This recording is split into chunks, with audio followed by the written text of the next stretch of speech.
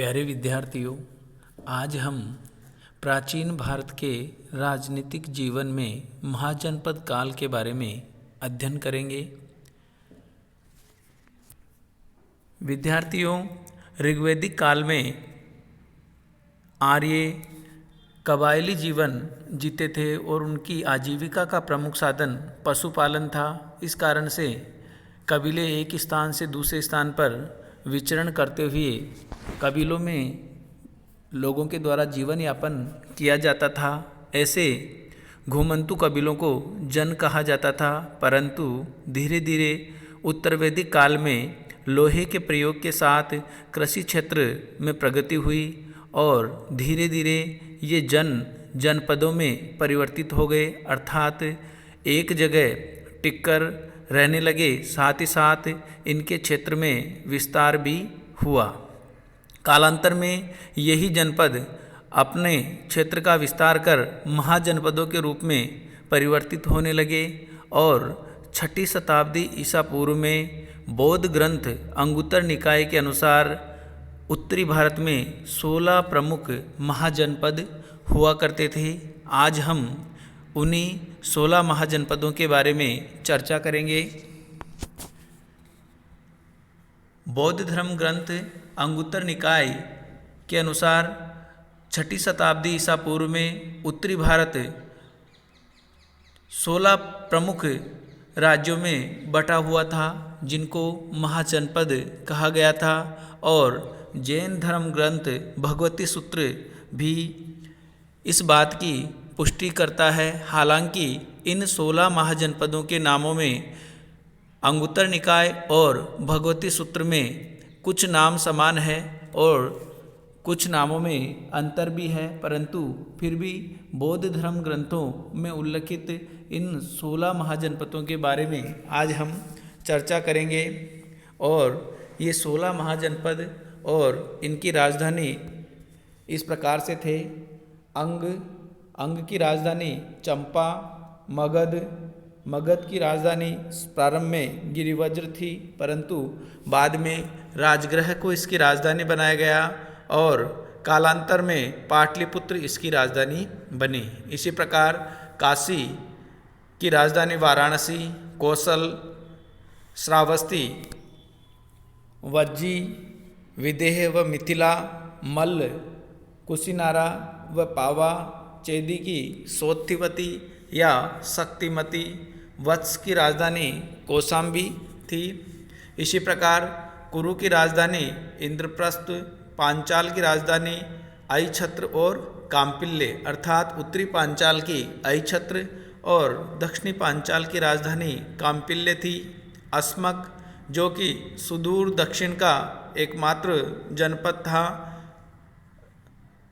उसकी राजधानी का नाम पौटन था। इसी प्रकार अवंती की 2 राजधानियाँ थीं, उज्जैनी और माहिष्मती। उत्तरी अवंती की राजधानी उज्जैनी और दक्षिणी अवंती की राजधानी माहिष्मती थी।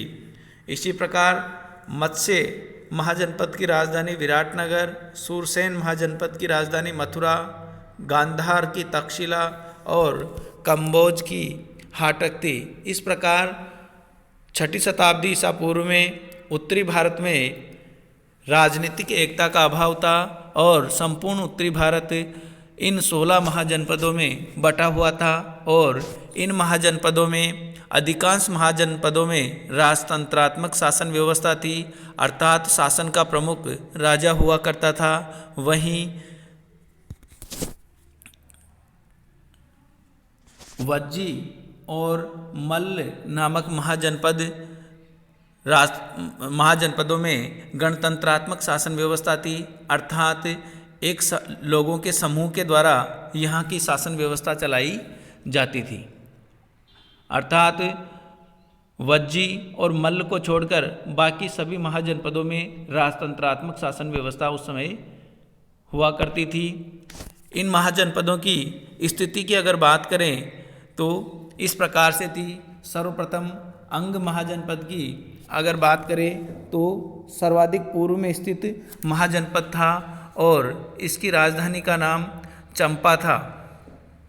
इसी प्रकार मगध आधुनिक बिहार में गया और पटना नामक जिलों के आसपास फैला हुआ था और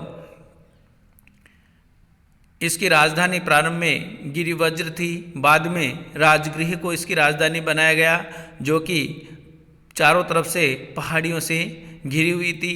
कालांतर में इस महाजनपद की शक्ति में और साम्राज्य का खूब विस्तार हुआ और बाद में इसकी राजधानी पाटलिपुत्र हुई, जिसने काफ़ी प्रसिद्धि प्राप्त की थी।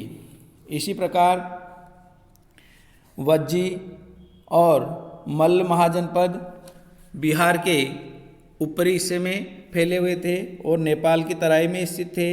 इसी प्रकार कोसल महाजनपद, जिसकी राजधानी श्रावस्ती हुआ करती थी, और कोसल में साकेत व अयोध्या नामक प्रसिद्ध नगर भी थे। प्रारंभ में कोसल महाजनपद की राजधानी अयोध्या हुआ करती थी। रामायण काल में भगवान राम की जन्मस्थली भी थी। इसी प्रकार कौशल और मगध के बीच में काशी नामक महाजनपद था, जिसकी राजधानी वाराणसी थी, जो वरुणा और असी नदी के बीच में स्थित क्षेत्र था।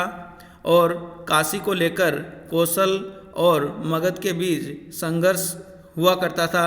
कालांतर में मगध के द्वारा काशी का विलय कर लिया गया और साथ ही साथ अंग महाजनपद को भी मगध के द्वारा अपने में मिला लिया गया।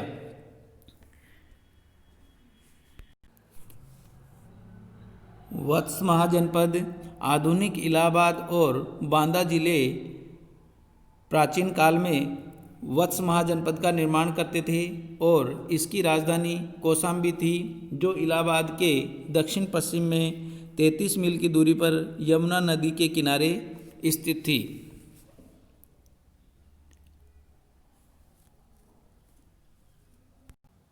इसी प्रकार कुरु महाजनपद वर्तमान में मेरठ, दिल्ली तथा थानेश्वर के भूभागों में फैला हुआ था और इसकी राजधानी का नाम इंद्रप्रस्थ था। महाभारत कालीन हस्तिनापुर भी कुरु महाजनपद का एक नगर हुआ करता था और इस महाजनपद के लोग अपने बुद्धि और बल के लिए प्रसिद्ध थे और यहाँ पर राजतंत्रात्मक शासन व्यवस्था हुआ करती थी। इसी प्रकार पांचाल महाजनपद रुहेलखंड के बरेली, बदायूं तथा फर्रुखाबाद के जिलों से मिलकर बना हुआ था। इसकी 2 राजधानियाँ थी। उत्तरी पांचाल की राजधानी अहिच्छत्रपुर तथा दक्षिणी पांचाल की राजधानी काम्पिल्य थी। कन्नौज का प्रसिद्ध नगर भी इसी राज्य में स्थित था। 6ठी सदी ईसा पूर्व में कुरु तथा पांचाल का एक संघ राज्य हुआ करता था। इसी प्रकार मत्स्य महाजनपद जयपुर और इसके आसपास के क्षेत्र में फैला हुआ था और विराटनगर इसकी राजधानी थी। महाभारत काल में पांडवों ने अपना अज्ञातवास विराटनगर में ही गुजारा था और उस समय यहाँ का राजा विराट हुआ करता था। इसी प्रकार सूरसेन महाजनपद मथुरा और इसके आसपास का क्षेत्र था और इसकी राजधानी का नाम मथुरा था। महाभारत काल में श्री कृष्ण यहाँ के शासक हुआ करते थे। इसी प्रकार चेदी महाजनपद वर्तमान बुंदेलखंड और इसके आसपास के क्षेत्र में फैला हुआ था और इसकी राजधानी सौतवती थी, जिसको महाभारत काल में शक्तिमती भी कहा जाता था। और महाभारत काल में यहाँ का शासक शिशुपाल था, जिसका वध श्री कृष्ण के द्वारा किया गया था। इसी प्रकार पश्चिम में अवंती महाजनपद था, जिसकी 2 राजधानियाँ थी। उत्तरी अवंती की राजधानी उज्जैनी थी, जो आधुनिक मध्य प्रदेश के उज्जैन नगर नामक क्षेत्र में स्थित थी। वहीं दक्षिणी अवंती की राजधानी माहिष्मती हुआ करती थी। अवंती और अस्मक, जो कि दक्षिणी भारत का एकमात्र जनपद था, दोनों के मध्य आपस में संघर्ष हुआ करता था और बाद में अस्मक को अवंती में मिला लिया गया था। इसी प्रकार दक्षिण भारत का एकमात्र महाजनपद अस्मक था, जिसकी राजधानी का नाम पॉटन था, जो कि गोदावरी नदी पर स्थित था, जो दक्षिणी भारत का एकमात्र महाजनपद भी कहा जा सकता है। इसी प्रकार सुदूर उत्तर के महाजनपदों में कंबोज और गांधार दो महाजनपद थे।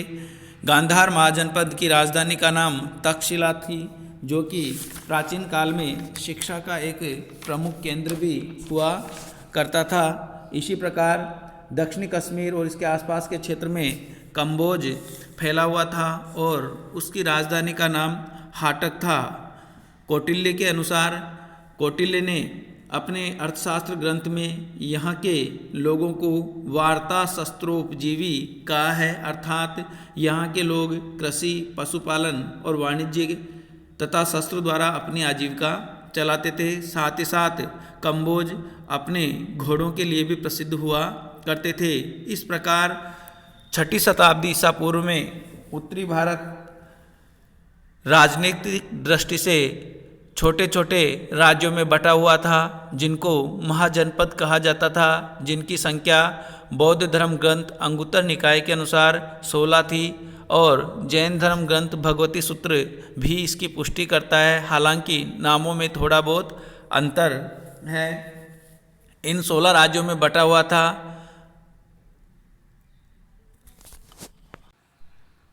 ये 16 महाजनपद अपने क्षेत्र के विस्तार के लिए आपस में संघर्षरत थे और इन्हीं संघर्ष के परिणाम स्वरूप बाद में मगध महाजनपद के नेतृत्व में राजनीतिक एकीकरण की प्रक्रिया शुरू हुई, जिसको हम आगे चर्चा करेंगे। धन्यवाद।